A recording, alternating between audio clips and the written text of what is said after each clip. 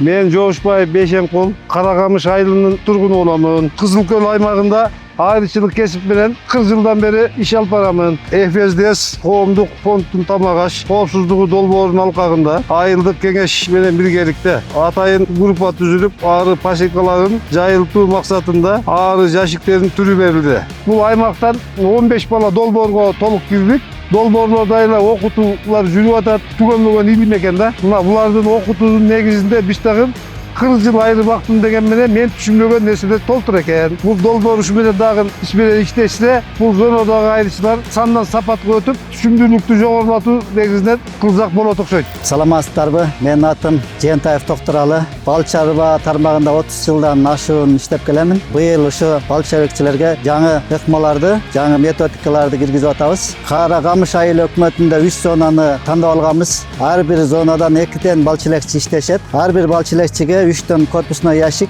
1ден лежак ящик берилди. 6да маткасын бердик. Асыл тукум маткаларды бердик да. Негизги максаты бал чилекчилердин, мисалы бир бал чилекчиден 25 кг, 30 кг алып жүргөн болсо, биз ошону 2 эсеге 60 кг, 70 кг жеткизүү. Канчалык балды таза көп алса, ошончолук тамак аш коопсуздукта пайдасы тиет деп ойлойбуз да. Саламатсыздарбы, урматтуу арычылар. Аты жөнүм Мирлан Мырзакулов. Жалал Абад айылдык консультациялык кызматында ушул мал чарба тармагы боюнча адиспиз. Жана ушул долбоор ФСДС коомдук фонд аркылуу Жалал Абад айылдык кеңеши менен биргеликте аткарып атабыз. Биз тамак аш коопсуздугун жакшыртуу же болбосо балды продукциясын өндүрүү максатында райондорду тандап алганбыз. Ошол райондордун ичинен бир Аксын Каракамыш өрөөнүндө турабыз. Каракамыш өрөөнүндө биз долбоор алкагында 3 негизги жайлоолорду тандап алдык. Бул Семизбел, мынакей Каракамыш шайлоосунда ошол эле мезгилде аларга болсо жаңы ыкмалар сунуштап атабыз. Инновациялык ыкмалар сунуштап атабыз.